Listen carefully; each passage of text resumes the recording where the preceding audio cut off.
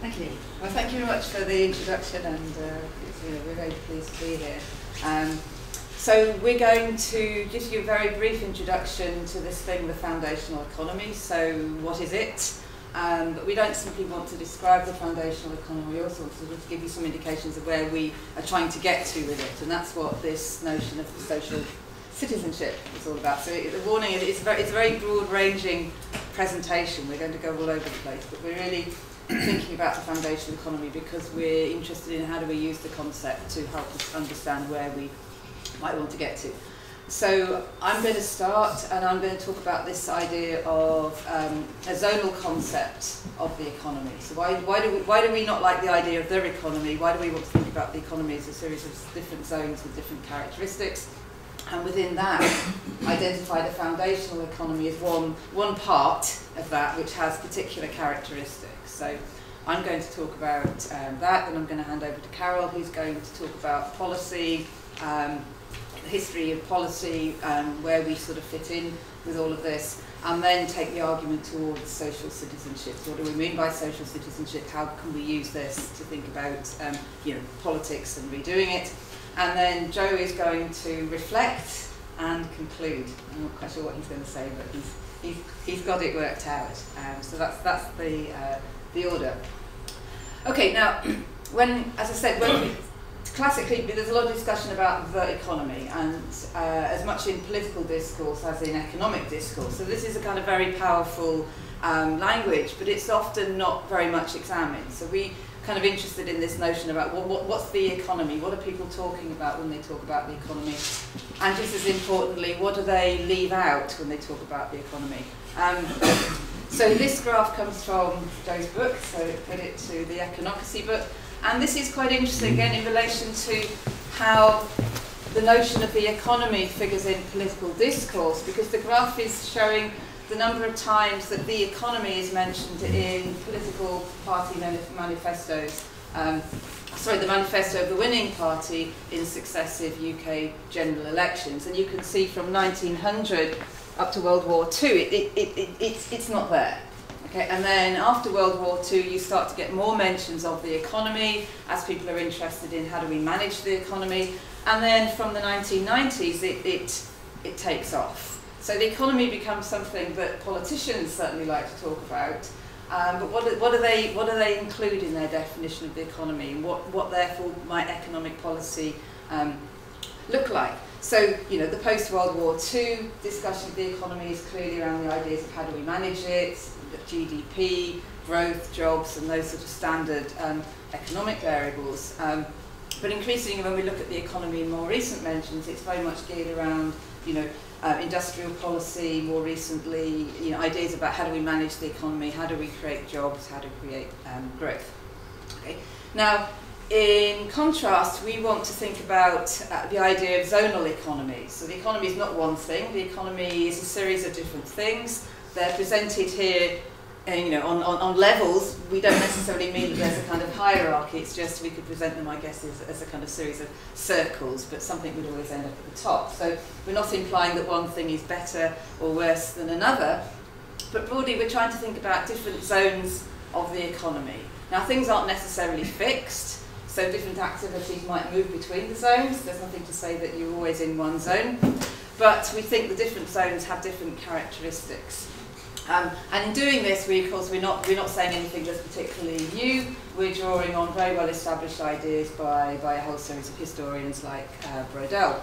So at the bottom, we've got, in the last bottom box here, we've got the core economy. This is often discussed in terms of the economy that's outside of formal employment systems. So, this is the part of the economy that delivers the largest part of care, family relations, community activities, the non-marketed stuff, where often there's no state and no market. So it's around households and communities.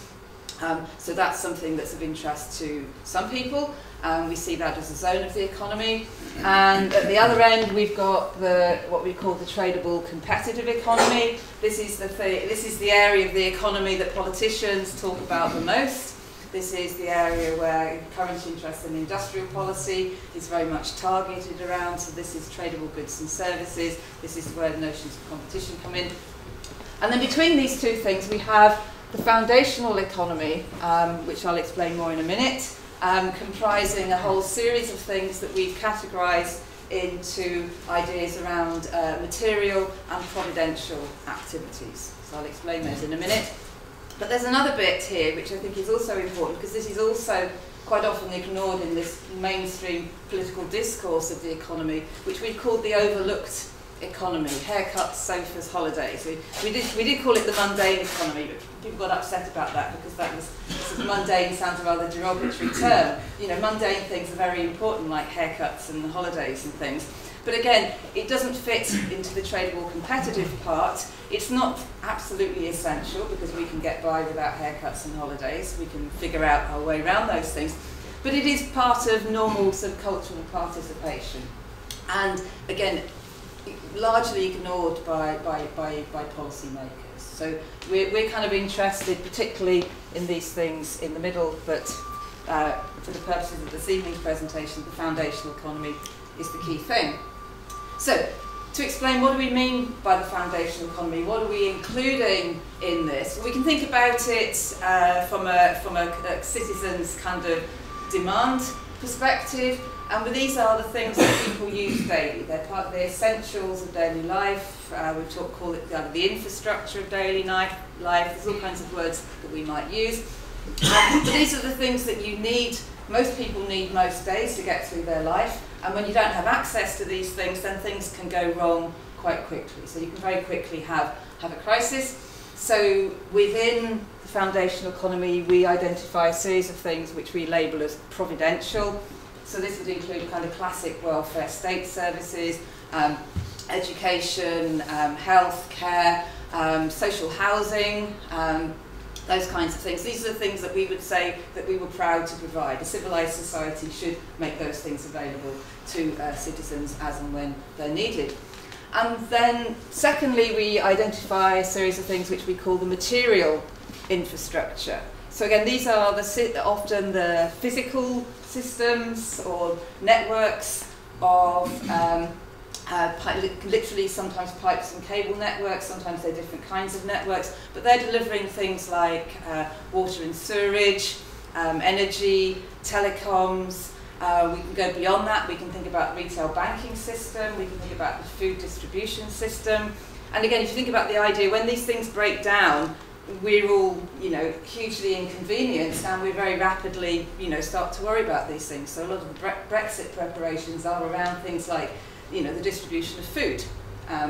Think about when we have, when bank systems go down and people can't get their money out of the cash machine. You very rapidly turn into a situation where people can't do the things that they expect to do as part of their everyday life.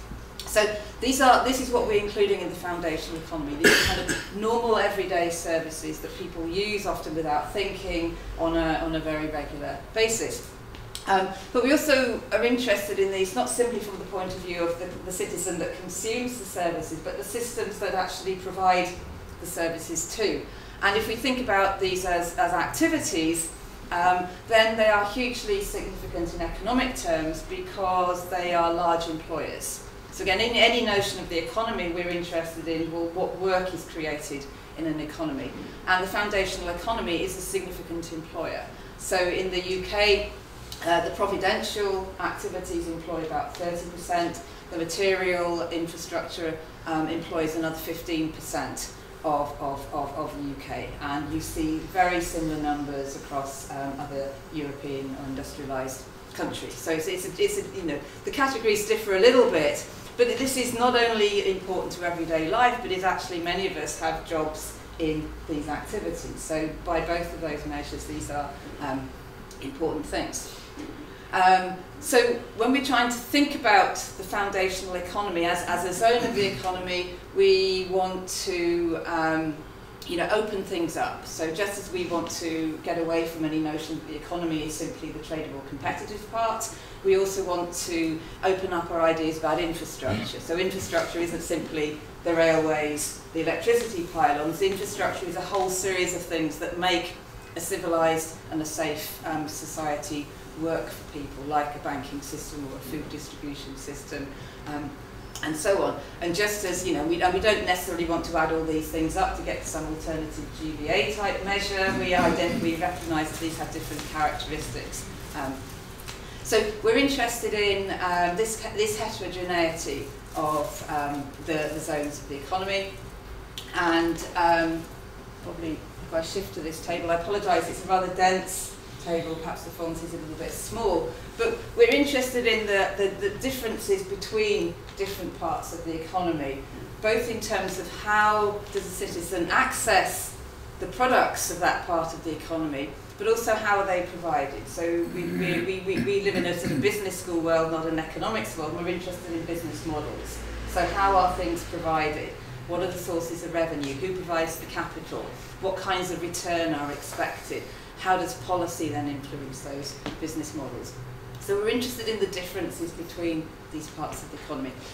So on the table here we've got these 4 zones, the foundational economies here, and the table highlights some of the key differences between these zones in terms of how are the products of those zones of the economy consumed, and how are they provided. So if we think about forms of consumption, well, the core economy is non-economic. We do things for each other. We don't expect anything necessarily or immediately in return. If we think about the tradable competitive economy, this is about the private purchase of goods and services, more occasional purchases in the overlooked economy, daily purchases in the foundational economy. So that's one way of looking at the differences between the zones. We could also think about how do those ways of accessing the foundational and the other zones of the economy translate into revenue sources for business models. So in some cases we pay directly for the goods and services, and that's the revenue. In some cases they're funded by taxation, so there's an intermediary in that case. In other cases, they may be provided through another means. So we can think about how is the revenue, arriving at the business model, and how does the business model then work?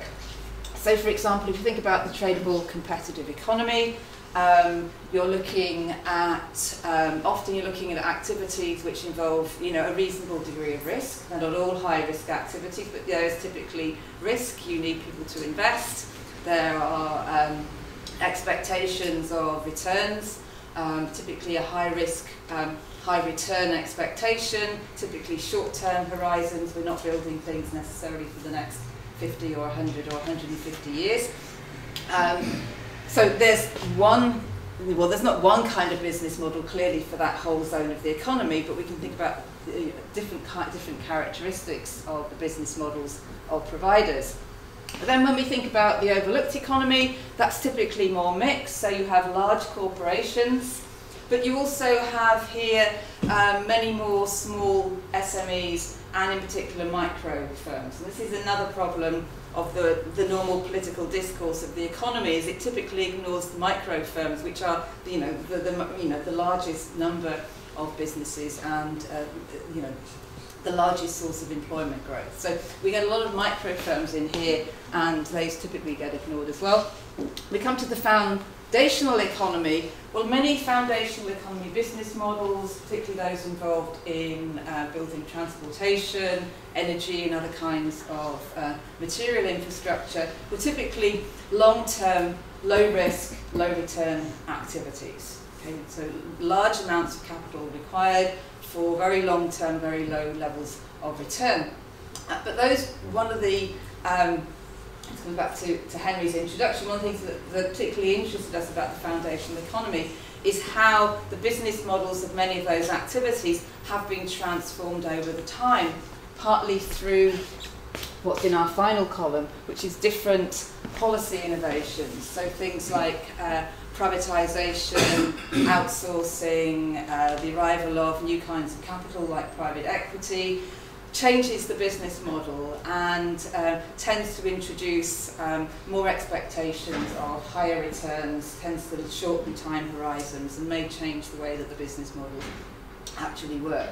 So this is some of the things that we're interested in, is not simply the things that we need on a day-to-day basis, but how are those things provided, and how are the business models that provide those things being changed over time. So we're interested in the public policy aspect, and at this point I'll hand to Karel. Julie's talked mainly about the analytic differences between the different levels or zones of the economy. I want to talk a bit historically, because the group of people that we work with in fact has a range of different kinds of expertise. Some are business school academics, some are political scientists, some have a background in history. Now, if you start to think foundational, as Julie was suggesting, then you come back to an earlier concept of public policy, where one of the key ideas from the 1880s is that the role of public policy is essentially to secure the base supply of basic services for citizens. And this was regarded as a statement of the bleeding obvious, all the way from the 1900s to the 1950s. R.H. Tawney talked about the importance of what a man cannot buy by working overtime. You know, you can get private consumption, but you can't get a sewerage system by working overtime. Galbraith in 1958 talked about unbalanced consumption in the United States and private affluence and public squalor. And somehow or other, what actually happened after the 60s and the 70s was that this got lost in a form of trickle-down thinking, which you now get from Tory ministers, where they tell you, we have a wonderful, strong economy, so we're going to be able to pay for the NHS. And the whole idea that somehow or other that economic growth translates into foundational provision.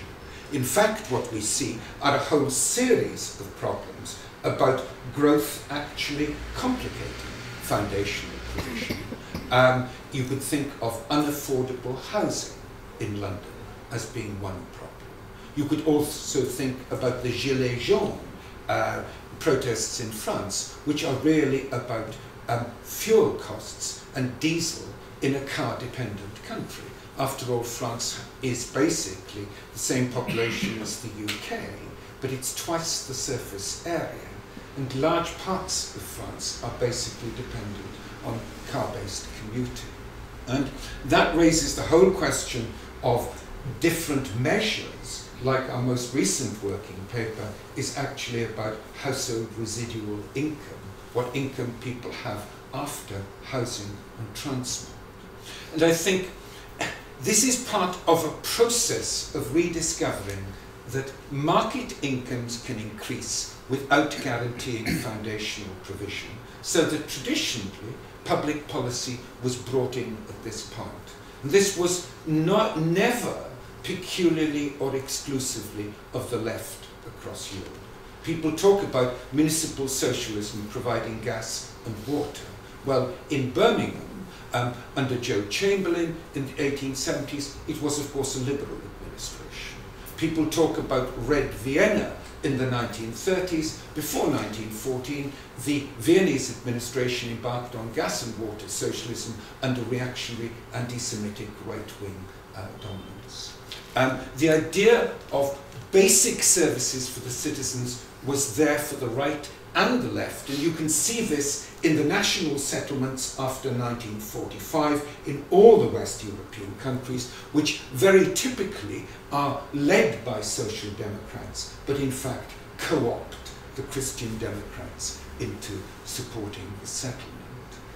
And what you have after 1979, essentially, against this background of historical achievement, whose great 1930s and 1950s achievements in all West European countries is the construction of a national electrical grid.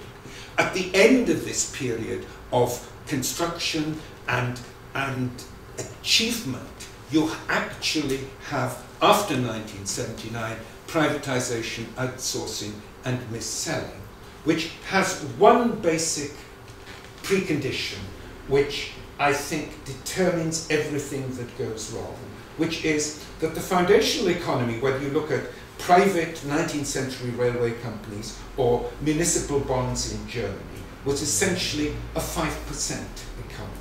That essentially the capital was being provided on terms which made sense when the activity is low risk, long time horizon. What happens when you get privatisation and outsourcing? You get PLCs and fund investors like private equity, all of whom want 10%. In other words, they import the expectations of return developed in high-risk, high-return activities into the sheltered areas of the foundational economy. And this then leads to things going wrong in particular kinds of ways, which we spent a lot of time discussing forensically at Manchester Business School. With privatisation, you get cash extraction because there's monopoly with completely ineffectual regulation. The archetype is water, where they distribute the profits to the investors and finance the investment by loading the firm with debt. You could also think of, for example, the proliferation of confusion pricing, widely used to distract consumers in all the utilities, typically to milk boring middle-class people who can't be bothered to get up in the morning and check which utility deal would be cheapest. Confusion pricing, which makes it difficult, multiplication of the number of tariffs, concessions for new customers, complications about lock-in, etc., widely used to basically ramp up the amount of cash extraction, completely ineffectually controlled by the regulators. With outsourcing, it was a different story. We wrote a book on that in 2015. There are two kinds of instability in getting outsourcing. The first is private equity comes in, it leverages everything with huge amounts of debt, so you get things like care chains falling over because people are pursuing 10 or 12% return and need 7.5% before it passes to the bondholders. And then the other thing that happens is PLC outsourcing conglomerates are under pressure to increase earnings. It's not just the return, but the increase of earnings, so they take on more and more contracts until they move into areas they don't understand and typically fall over, which is the story of Sergio and all the rest. There's a third story, which is about mis-selling with fines becoming an acceptable cost of doing business. This has certainly been the case with retail banking, PPI,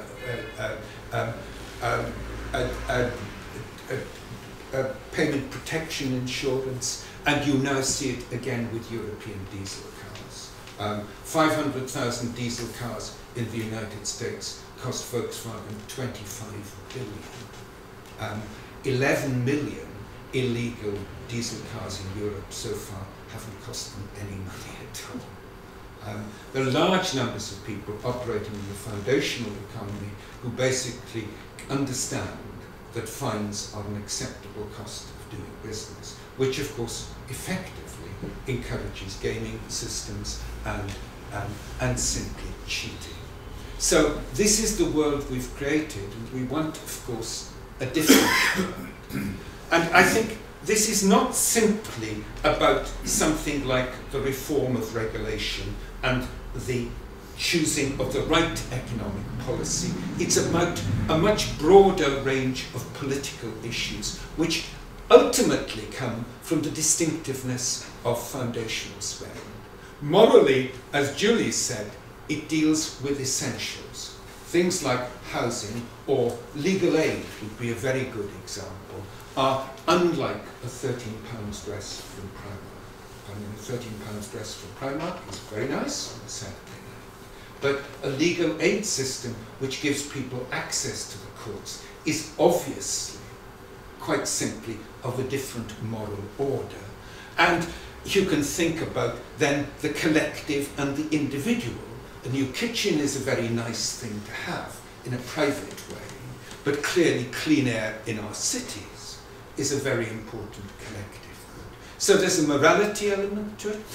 There's an economic element of the distinctiveness of foundational spend too, because essentially it always requires collective systems of investment. That's why you can't buy it by working overtime.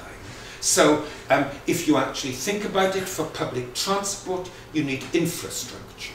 or you need branch provision, as with A&E departments or supermarkets or whatever. There has to be one close to you. And, you know, the classic example of this is, of course, you can buy yourself a very fancy smartphone, but you can't buy yourself individually a 4G network that works. When Julie and I came out of Oxford Circus Tube, the 4G network had simply overloaded, and the street mapping wasn't working on either phone. This is the kind of thing that happens in the UK, but not in countries, of course, like Sweden or Spain, where 4G works almost anywhere. But you require collective investment. That's another distinguishing characteristic. And thirdly, politically, foundational provision is often a matter of citizen entitlement. If you look at health or education, for example, it's generally the case right across Western Europe that citizens who have the relevant documents are entitled to free or very cheap medical treatment, and children are entitled to free or very cheap schooling. And this brings us to social citizenship, as defined by T.H. Marshall. And social citizenship, as Marshall said a long time ago, is the right to live the life of a civilised being according to the standards prevailing in the society. That's what the foundation economy is actually about. And that means, of course, that the foundational is, of course, and should be politically contested and deliberative. This isn't a matter of technically choosing the right thing. The foundational is about finding out what to do with input from the citizens amidst political disagreements. Mainstream economics is about knowing what to do so experts can choose the right policy. You can delegate it to the Monetary Policy Committee or something of that sort. And the sources of dispute are very clear. If you're going to have foundational policy, people are going to be wrangling about it. And this is partly, of course, because they will disagree about the rights and duties of citizens. And the citizens are both natural persons like you and me, and of course corporations which can act as natural persons. So, for example, there will be a dispute, which we're in the middle of in this country, about whether housing is a social right, and to what extent, therefore, it is an individual asset. You can choose where you draw the line between these two things. We've sold off half our social housing in this country, and now we discover that housing as social right doesn't work. You can also say that there will be disputes about what to do about corporate citizens. Should we be business friendly, or should we raise the social ask of corporations? That's a fundamental question, and people will disagree about that. People will also disagree about the role of political actors. The question here is that both socialists and free marketeers tend to believe that collectivism means state action. Whereas if you think about it, collective can mean all kinds of things, by private profit-led actors, by not-for-profit, autonomous institutions, intermediaries, and the state. For example, if you want more social housing, you could get it by council house construction, or you could get it by encouraging housing associations to build. The collective doesn't have to be the state, and one of the big disagreements, and coming back again to earlier Keynes and Beveridge kind of thinking, is what is the role of the state versus intermediary institutions in delivering the collective? And the third thing, which is more and more important, is the participative and deliberative role for the citizen. If you go back to gas and water socialism in the late 19th century, it was essentially engineering driven. The whole layout of the system was decided by the municipal engineers. The last great achievement of that was the rolling out of acute hospitals across the UK in the 1950s, so that you have broadly equal provision of hospital beds and specialists right across the country. If you now want to talk about adult care, about older care in this country, you have to include the citizens in the conversation. Because the question of where should the balance be between community care and core economy care, how much can we commodify, and also what kind of care in terms of issues like what is the balance to be between the biomedical model that we now have for home care for the elderly, so that they come round to check that you've got up in the morning and to encourage you to prepare your meal, versus social interaction and driving people down to the pub on a Friday night. That's something on which you're going to need citizen input, because the question of the balance between biomedical and social care is something which the citizens are likely to have a view on. And all this emphasis on dispute and debate takes place in a particular context. And the context is that right across Europe, the duopoly of centre-left and centre-right is breaking up, and the radical right is basically increasingly making the agenda. It's happening in different ways in different European countries. Dutch fragmentation, Swedish and German four-way split, Spanish system, insurgent party outside the Social Democrats, British system, insurgents inside the Labour Party, etc., etc. And I think you could hope piously for inclusive growth, but that's exceedingly unlikely to happen with a deregulated labour market. And in any case, if growth happens, it won't fix foundational provision. So I think in the book that we have written most recently, which you all need to go away and buy a copy of, we recommend not policies, but 4 political shifts. Firstly, get participation by asking citizens about their foundational priorities and organising deliberation. You need to start asking people what they want. When we started asking people outside Swansea what they wanted, they all said they wanted social infrastructure, better public parks, community hubs, public libraries. They were not really interested in economic infrastructure at all. You really need to think about extending social influence over business. Over huge areas of business, we've let corporations off their social duties and an attempt to be business friendly, and this has applied not only to those who are footloose and mobile, but it's also applied to the large number of corporations which are operating in sheltered activities and tapping local demands. Many of these should actually be asked what they are doing in return. If you run a supermarket which is drawing on the households within a 5 or a 7 mile radius, it seems to me it's reasonable enough to say, what is the supermarket doing beyond trucking the groceries in and trucking the money out? You've also got to think about the reinvention of taxation, because the great achievements of construction in the foundational economy, material and providential, relate to innovations in taxation. In 1940s Britain, most obviously, the rise of PAYE income tax, which allows you to income tax the working class on weekly wages, and the extension of social insurance. You're going to need to think of new kinds of taxation.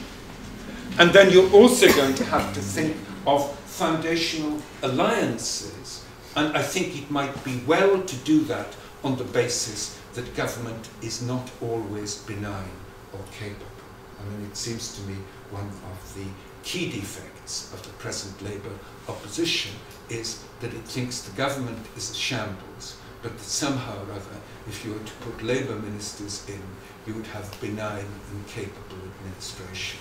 I rather doubt that. And this, of course, is essentially a multi-level national, regional and local agenda, which is happening slowly in this country below the radar in places like Wales, where people are getting on with local experiments. The final issue I wanted to tackle was the question of expertise, because I've emphasized the importance of citizen participation and deliberation. What about the technical issues? Many of the issues are not simply about aggregating preferences, though citizen preferences do matter, and things like the demand for social infrastructure has not been listened to by government, which has a tin ear on all these issues. But there are other issues, like, for example, the lousy quality of the air in all our major cities, which clearly require expertise. And I think what we need to do is shift from business-friendly expertise to citizen-friendly expertise. If you look under many areas of how we use expertise in our society, it's really collapsed into facilitating business. This is clearest in the case of town planning. It is alleged now that a larger number of trained town planners work for private property developers than actually work in the public realm. This is because, obviously, if you have a trained town planner who understands a finance spreadsheet, they can actually minimize your Section 106 obligations to actually put up social housing on a new development. And you've got results like that in Manchester, where we've got developer-led regeneration, where we have more than 50,000 1 to 2 bedroom buy-to-let new flats in the centre for junior white-collar workers, and no social housing, even though there are 80,000 people on the waiting list for social housing in Greater Manchester. And clearly what we need is expertise which is not business-friendly, but is citizen-friendly. And that means, I think, two things: regional and national strategies on water, air, energy, food and housing. The kind of thing which the regional planners like Oriol Estela are trying to do in Barcelona at present, which hasn't yet reached the UK. And the idea there is that the experts talk about things and present evidence on things like air quality, which kind of formats political debate and allows a focused discussion, so that popular politics would have a matrix of foundational issues for deliberation. And I think the other thing that you need, apart from regional and national strategies, is dispersed expertise, so that the experts are not making field trips from the town hall or the ministry in London, but are in the communities and integrated through various processes like asset-based community development or citizens' juries. The nicest foundational thing that I have sat in on in the last year was a citizens' jury on adult care in Swansea, where they had local authorities, they had NGOs and academics, and they had ordinary users of the care services, all giving evidence for a jury of ordinary people. And it's this kind of deliberation and participation, I think, which we need to combine with expertise. And at that point, I think we hand to Joe to say. Great. No more slides left, so I don't need that. I'm Joe. I'm the youngest member of the Foundational Economy Collective, I think, still, maybe not for much longer. And I'm also Chief Executive of Economy, which is an organisation which is working to rethink and democratise economics so that people can use it as a tool to achieve what matters to them. So obviously ties in with this. And I just wanted to very quickly reflect on what it is that I think is so valuable and so important about the FE approach, and I wanted to do that through my own kind of journey through economics. And so I studied A-level economics when, in 2008 at the heart of the financial crisis, and realised I had to study at university to understand the world and to change it. Went to Manchester to study and realised how abstract and disconnected it was, but also that it didn't do what I thought it did. So economics isn't a kind of neoliberal conspiracy.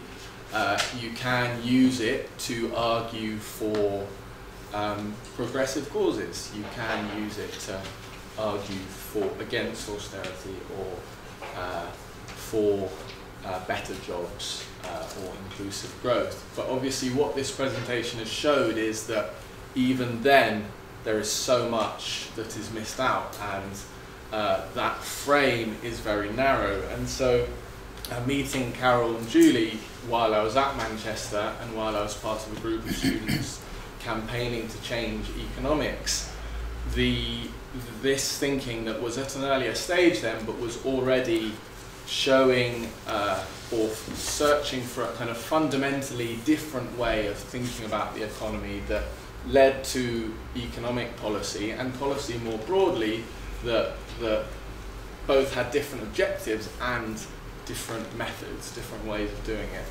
And so fast forward 4 years and working with the Welsh Government now and with the new First Minister Mark Drakeford, who included the foundational economy in his manifesto, I guess seeing both the opportunities and the challenges of trying to find those, you know, really different objectives and methods of economic policy. And so going from a kind of the first mention of the foundational economy in Wales a few years ago to a point where it was referenced in the Welsh Government's Economic Action Plan, but as 4 sectors, so it was a sector-based approach. And so I guess one of the challenges was that it was incredibly successful becoming part of the political rhetoric, but it was then used as a kind of add-on, as a bolt-on to a very kind of standard approach to economic policy making. And so that, I think, is where we're at, and where we're at is trying to turn this thinking into doing, both at a Welsh Government economic policy level, but both also at a kind of community economic development level. And ironically, that requires more thinking, and it requires the development of really practical tools that civil servants can use, and practical tools that citizens can use. And I think there's a range of broader challenges about shifting the culture. So not only having these practical tools and indicators, but also finding a popular language that people can use to discuss their foundational economies, and creating the conditions in which that can happen. And I think that is both the potential and the challenge for foundational economy in the next few years. So that's all I wanted to say. Brilliant. Thank you.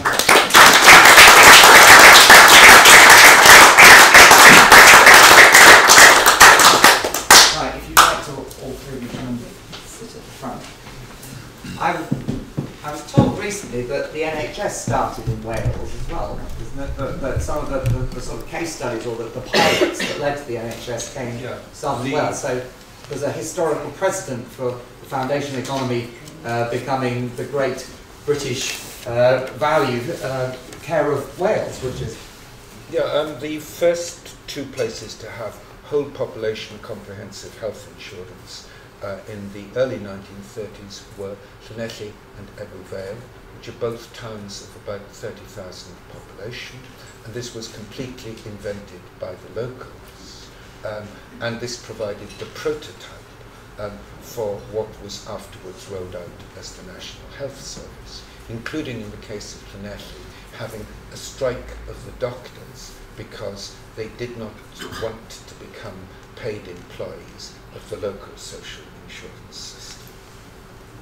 Which presumably led to the fact that they didn't end up as being it's the phonetic compromise which actually is the basis of the current NHS contracts.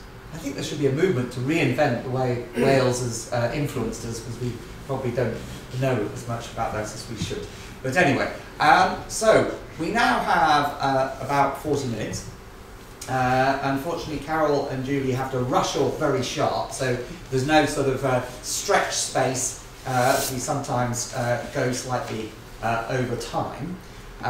But Joe's going to stick around to answer any questions and drink all the wine. He's drinking the wine share of Karel and Julie. Who would like to start with a question or comment? Over there? Yeah. If you give your name and... Chris Todd-Hunter. I would like to know whether your development of this part of economics will have any implications for the top level, in particular in relation to the idea of the self-regulating market, which appears to be considerably compromised in the approach that you're taking. Is that clear enough? No. No, I'm not sure I understand that. So when taking a foundation, or focusing on the foundational economy, yes, compromises most of theory of self-regulation? The top level economics is mostly developed on the basis of self-regulating markets. That's the theory, the assumption. That's the theory, the assumption, yes. Okay. Whereas most of the aspects of the foundational economy do not appear to respond to the idea of self-regulation. It doesn't work. And I was wondering, therefore, whether there would be an implication further up the hierarchy, as it were. So that we'll learn from the foundational economy, yes, and that actually the rest of the economy isn't self-regulating either. That's right, yeah. Right. So actually, by focusing on the foundational economy and getting people to think of that as yes, the economy, that actually allows us to reframe what we think about what we imagine the economy to be, in some sense, more broadly. Who would like to? Yes, well, I'll start. I mean, I think to start with, I think we're not sort of seeing things as either or. So we're not saying the focus on the foundational means we shouldn't think about the other parts. That we sort of say those things don't matter. So I think we're first saying that the large part of the economy, which is often, it's like the iceberg, a lot of it's sort of underneath and very important, but we don't think about it. So we will still need to think about how do we develop policies for those parts of the economy which are more competitive and more traded. But I think challenging some of those notions is also important, because there are relatively small amounts of the competitive trade economy which are purely based on free market competition. There is a lot of obstacles to competition, often for good reasons, in that part of the economy too. So I suppose, as we mentioned earlier, we have an interest in business models as much as markets. And we're very interested in how things are provided and how capital is provided and what kinds of returns are expected. And I think applying that approach helps us to understand that tradable, competitive part of the economy as well. So I think it allows both a more subtle understanding of that part of the economy, as well as giving more attention to the rest of it. It also goes back to unresolved issues in 1930s economic and social thinking. If you look at something like Harold Macmillan's The Middle Way, which is absolutely classic mid-1930s text, his line is that the provision of essentials, by which he means groceries, utility, clothing, etc., should be organised collectively. And the market is a wonderful thing for, I think his list is, fur coats, gramophone records, and wireless. And I think that's the legacy, that people think of different forms of provision, completely different forms of provision in different areas. I think, as Julie was suggesting, in our view, things are quite jumbled up. For example, clearly food supply is foundational, and clearly there's market competition between the different supermarket chains. Aldi and Lidl have disrupted the comfortable four-company oligopoly which existed previously. And I don't think it is, above all, the lesson of where we've got to so far is that you don't want inappropriate business models in foundational activities. For example, private equity, it costs them nearly 10% to actually sell the bonds to buy a chain of care homes. If they finance 2/3 with 10% bonds, they need 7 or 7.5% at a minimum to just avoid the firm being taken over by the bondholders. They're looking for a 10 or a 12% return. That is absolutely stupid as a business model when you can guarantee the occupancy of the home till kingdom come, subject to the political risk that the local authority doesn't pay out. We need appropriate business models. But that that implies quite a substantial reorganisation of the economy, doesn't it? Because if you take banks, presumably you'd say the bit of the banks that currently make sure that we get cash, the sort of plumbing of the banking system is foundational. The investment managers, I don't know, pensions, is that foundational as opposed to, it gets quite complicated. If you look at food, obviously, I mean, you mentioned there's competition between supermarkets, but there's also the whole international competition around commodities. So are you suggesting that part of creating the appropriate business models to the appropriate activities requires taking some of the current big businesses that straddle and breaking them up? Yes. And how do you do that? Well, I think that, partly you don't encourage people to make further inappropriate intrusions. 20% of care home beds in the country are controlled by private equity at present. You should be trying to stop people with levered business models taking more. That's the first thing. Secondly, you have to think about activities. I'm with Philip Auger on the retail banking system. I think the payment system, like the national grid in electricity, should be state-owned and state-operated. And I think then people should be licensed to open retail banks subject to regulation. But the payment system, it strikes me, the infrastructure should be socially owned. Yes, it's not a case of trying to reorganise the whole economy, but sort of foundational thinking is about sort of what bits of this activity are important, and therefore how might it be better controlled or regulated, without having to disrupt everything. So that, for example, you take care homes, what would be sensible, for example, would be we need a massive rebuilding of care homes in this country to replace the converted Victorian houses, which account for a substantial proportion of urban capacity. It would be sensible for the state to borrow and to finance these long-term at below 5%, and then to lease them to a variety of operators on operator-only contracts, so that you had some people would be mom-and-pop operators, some would be not-for-profit operators, some people would be small chains, some people would be running one or two homes. It have lots of diversity. It's amazing. It has huge implications, doesn't it? So, Simon. Am I right to think that if we want focus on the foundational economy, we're only going to get it from outside the southeast, which seems to be, London in particular seems to be very focused on the trading part of the economy. So I'm sort of thinking at the moment that if you want focus on the foundational economy, it goes along with devolution.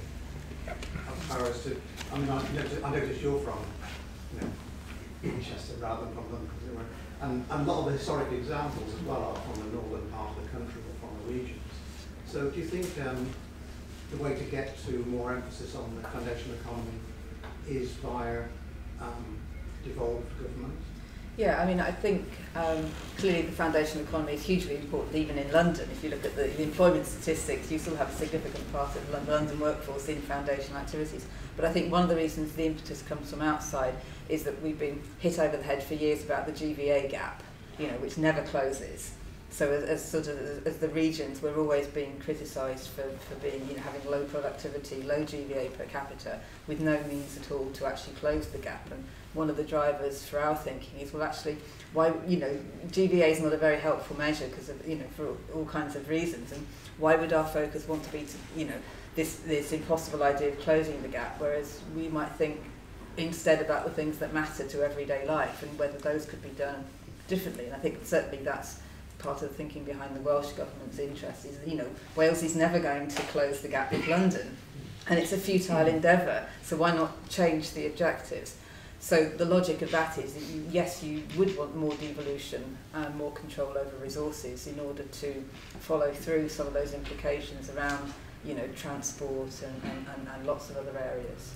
I think you know, that it's a logical step. I think in places like Wales regionally, in places like Liverpool in the north, people think that the tradable competitive economy, the GVA gap, is unfixable. So what could we do? And the Welsh are approaching the point where they see that there's no reason why the Welsh couldn't have a world-class social care system.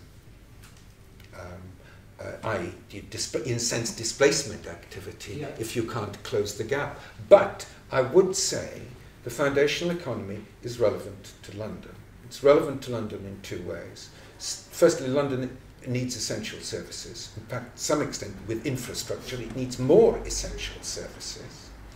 And it's mixed up with the housing market. The average price last year on a first-time buyer's property in London was £430,000. The average deposit was £140,000. And the average joint household income, which was declared to obtain the property after the deposit, was £89,000. That's a kind of double or treble problem. It's quite hard to see how the nurses, the hospital, the school teachers, the London transport workers could reasonably afford to live in a city of this kind. And of course, it is producing huge increases in unearned and untaxed wealth at the same time, which leads you to rethink the nature of the regional problem. We're constantly told it's a GVA problem, because of course economists think in current terms. Julie and I taught in an accounting department, so we always think about the balance sheet as well. And if you think about the balance sheet, in the last 10 years, since 2008, the average London property-owning household has made an unearned, untaxed gain of £20,000 a year. The average taxable income per individual in Wales is about 22 or 23,000 a year. The regional problem is not simply about the deficiency of productive activity and income in Wales, it's about the credit that feeds the growth of house properties in London, which is a problem for London and an untaxed source of revenue for the foundational economy. So we have private affluence and potentially public squalor going forward. Of course. Andrew. Andrew Ross, you've mentioned food several times and you've touched on water. At the Oxford Farming Conference last week, Michael Gove, Secretary of State at DEFRA, committed public money for public goods, meaning the application of natural capital economics to value ecosystem assets in the context of climate change. Could you describe how foundational economics could include that kind of thinking? And parallel to it, I wonder if you could comment on the way the bond market and in particular the green bond market, is dramatically expanding to provide capital for what I perceive to be this kind of ecosystem asset valuation. And I'd lead on finally into saying, how about a municipal green bond for Manchester and the Northwest? Well, quite a few elements there. But it's interesting, I suppose, yes, where does the environment fit into a sort of foundational economy concept?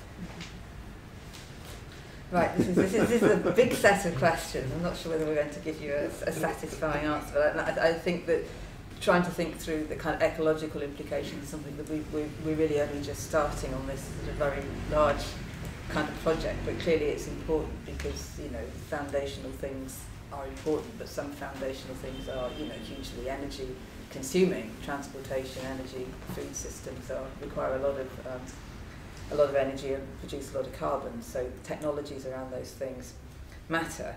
I think there's a general point, I think, that the foundational economy thinking is a way of trying to manage some of these conflicts around, you know, protecting the environment, protecting land quality versus private consumption, because I think one of our arguments is that you know, a lot of the things in the kind of the tradable competitive economy, and to some extent the kind of the overlooked economy, is driven by consumer debt, and these are things that, you know, is facilitating private consumption, whereas the foundational economy often needs collective investment, which is currently being neglected, and within the economy there needs to be some rebalancing between private debt-based consumption and public and infrastructural investment. So I think that land protection measures, conservation measures would be part of that broader infrastructural investment. But I think we don't have a line on that's ready-made, because it's not, you know, we're working the ideas out. Now that's giving Karel and Joe time to come up with a better answer. I've nearly just talked a bit, and they're going to.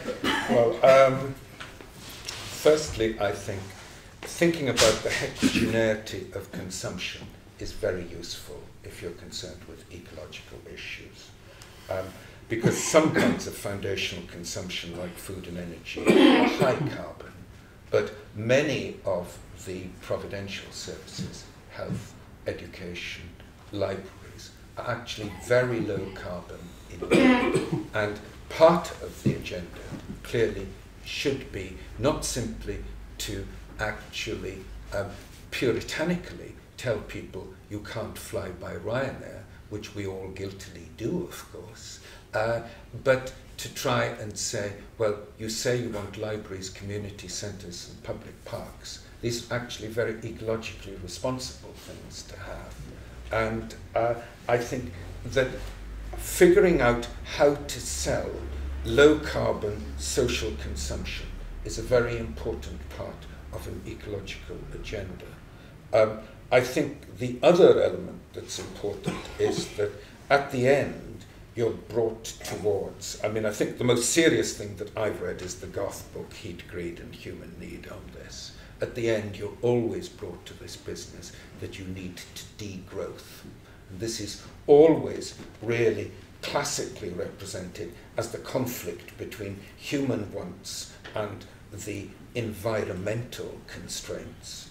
I think if you start to think, as we would think, that in fact we are actually currently buying growth with debt of different sorts, then I think you can begin to see that you could construct a social responsibility argument for saying that if you restrict the supply of credit, which feeds the housing market, which through housing equity withdrawal buys you economic growth in this country, then you would actually end up with a very low growth society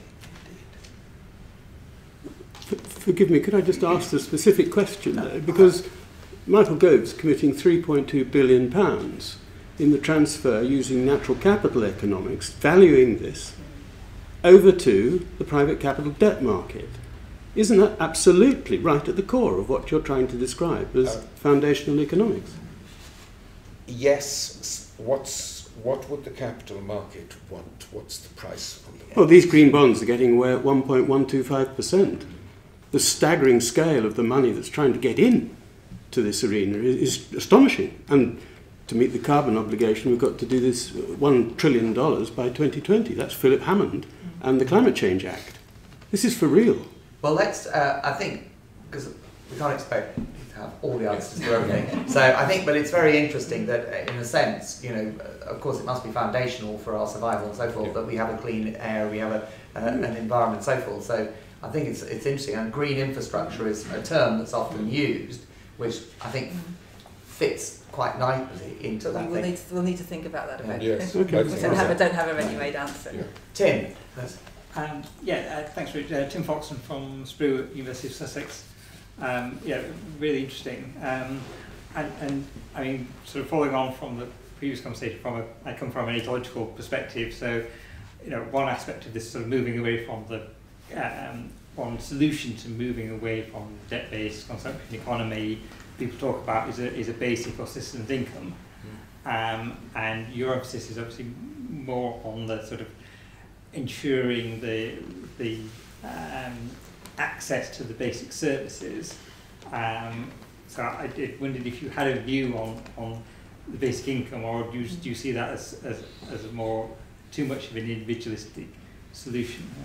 Yeah, I mean, I think we're interested in basic income, and broadly, I think interested in a constructive way. But I think the contribution we're trying to make to that debate is to say, well, giving people a basic income isn't enough if the provision of foundational services is so flawed. So you can give people more money, but they still can't access clean air or reliable broadband or affordable healthy food. You're not doing everything you need to do. So that's not an argument against universal basic income, but it's an argument to say that's not sufficient, because you've got to look at how foundational services are provided in order that people's income, whether these are things that you consume privately or collectively, that those things are available to a sufficient quality. So it's part of the argument, but I guess we're trying to sort of open it up further. Yeah, I mean, it's interesting actually. Eric Beinhocker makes the argument that says, if you went back 100 years, even if you were immensely rich, you wouldn't be able to have, half as much in terms of quality of life as you could now, because, all of the public infrastructure, all the inventions, all the things that, that have actually, are not to do with, just wealth. Jodie, you were... So I wanted to just ask, the foundational economy, if we were to actually understand it now, would the government kind of use the same kind of growth models? Like, we'd have to come up with new kind of ways of actually measuring economics. We'd have to understand it in different terms, and kind of what data kind of would you be able to provide in that way? What terms? That's all for you. Go on. You've got the wine. Come on, you've got on livability. Yeah. Well, I think you couldn't answer that one. Well, I mean, I think if you change your perspective, you change the metrics. GDP and GVA adds up everything according to market value. If you're interested in foundational, you're much more interested in subtraction rather than addition. If you look at it, the most recent working paper we've done, and all the stuff is kind of work in progress, we're looking at household residual income after housing and transport, which of course gives you a completely different hierarchy of regions. Unsuccessful, messed up places like Swansea turn out to be quite livable for people on modest incomes, because you can buy a terrace house for £88,000. A median income wage earner, without finding anybody to share their bed, can actually afford to mortgage a terrace house, a perfectly credible terrace house in a pleasant district in Swansea. And the Gilets jaunes thing is really very interesting. I think it's 30% of the French workforce commute more than 20 kilometers each way, each day.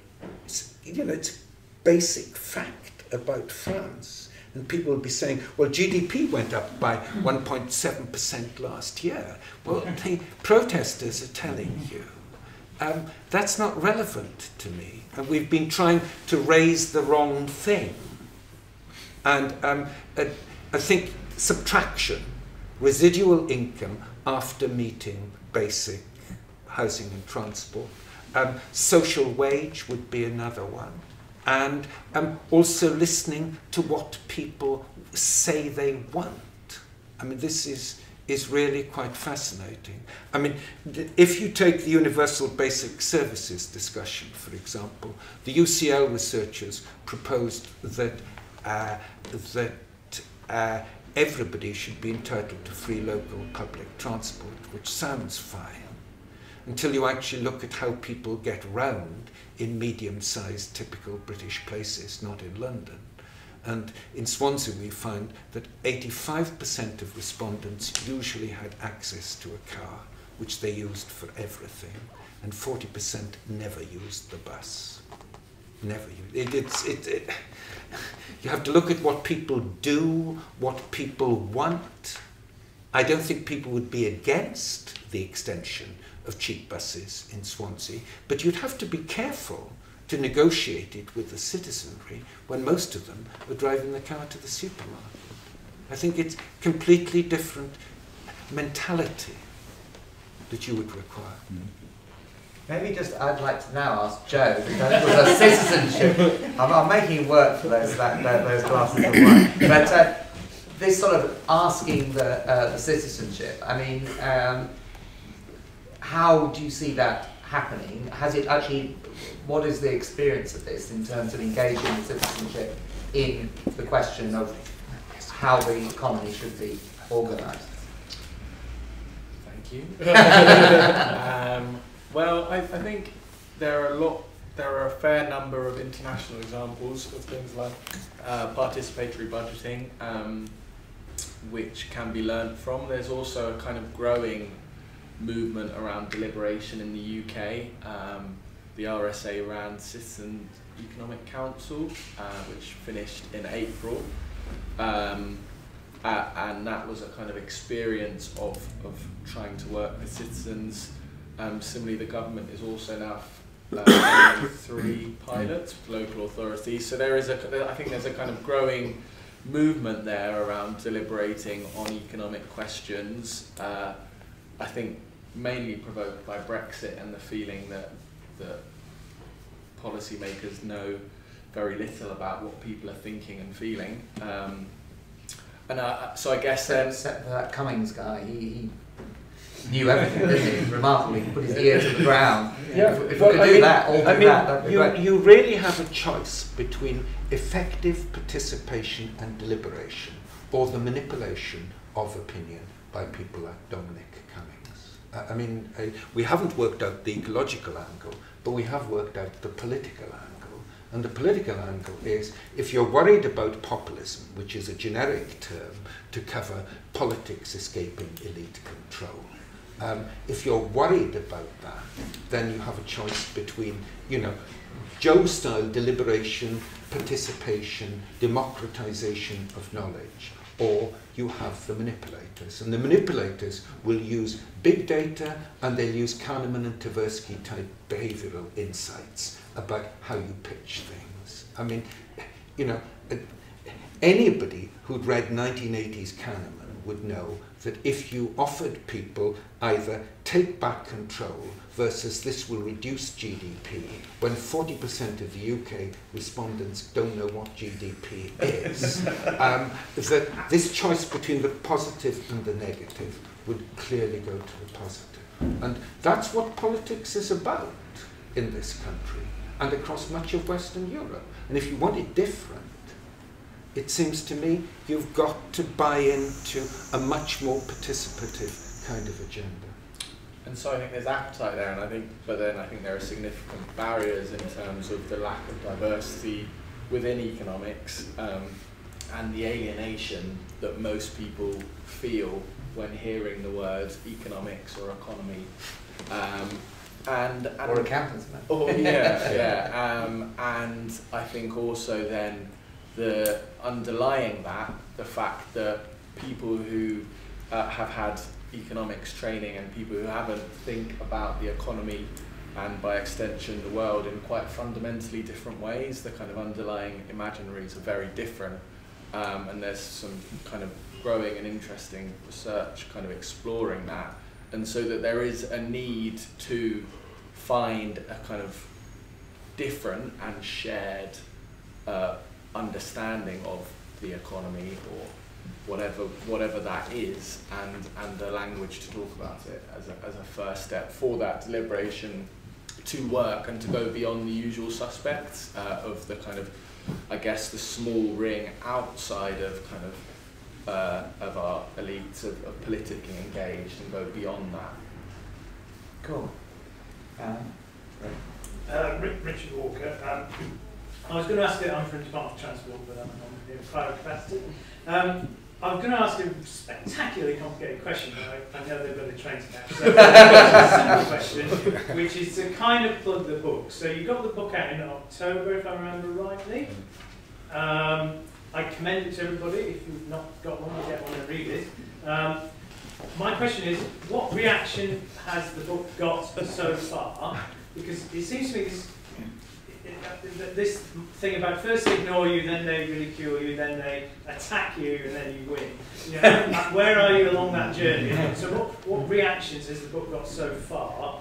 And I'm particularly interested whether you're being attacked at a theoretical level by the academic, economic, institution, shall we say. And maybe Joe could perhaps answer that after you guys have had your say and disappeared. Our attempts to promote the book, to get reviews in the London Review of Books or whatever, have been completely unsuccessful. The book is selling very strongly by word of mouth in provincial bookshops. is the short answer. We sold 1,000 copies in 10 weeks with no publicity at all, because people in Wales say, you should read this. And I think that it's basically, we're provincial in the UK, but it's a European product.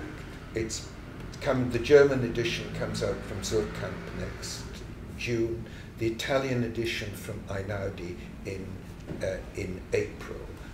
We're published by Manchester University Press. Zurkamp and Einaudi are the equivalent of OUP in Germany and Italy. The Dutch translation is under contract. It's a European kind of thing.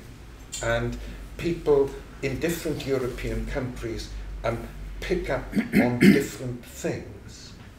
The Germans are currently obsessed with the deficiencies of their physical infrastructure. Because if you look at German investment in roads or railways or whatever, it's been pathetic over the last 20, 30 years. So infrastructure, they've retitled the book. It's called The Infrastructure of Everyday Life. The Italians have a banner on the cover which says, this exposes privatisation and outsourcing, so they all sell into, whatever national preoccupations they have. And, we've had a podcast from the Institute of Economic Affairs, which represents us as being basically, statist Corbynites, which is really rather sad and inattentive. But my father was a clergyman, and he always used to say, it's the congregation, not the sermon, Karel. And what about actually, I thought you mentioned the Labour Party and that they're going back to a sort of statist approach to utilities and so on. But I had understood that actually they were interested in different sorts of forms. Yeah, they've played with Preston model. They want some local initiative. But they talk about cooperatives. They talk about cooperatives, but I think it's kind of wanting a different world without a kind of the necessary shift in the what we're trying to do is to create a shift in the analytical frame. Right. So that you could do things like say, we don't want private equity in care home provision. Why doesn't the state borrow cheaply? Or something like, renationalising the railways doesn't solve the problem about how do you pay for it. Yeah. I mean, the problem with the railways, it's quite funny, we did a report for the TUC some years ago, and the rudest people I ever encountered were the railway unions, because we pointed out ever so gently that the problem with the railways is you can more or less, by ramping the ticket price, cover the cost of operation of the system. But alas, you've then got, 7 billion a year or whatever it was at the time, which the state was one way or another putting in. Initially, private bonds were being sold by Network Rail, etc., etc. And you can renationalise rail, you've still got the problem of how do you set the fares? Do you recover the operating costs by setting the fares high? And then what does the state do about funding the investment requirements of the system? On that note, we need to go and catch Well, thank you very much, both of you. I think that's been a fascinating talk, and it totally, I think, reconfigures how we think about the economy. So I think there'll be lots of further discussion over wine. And people can also talk to Joe over wine for those things. But I think we are basically at past. So I suggest we thank you very much. And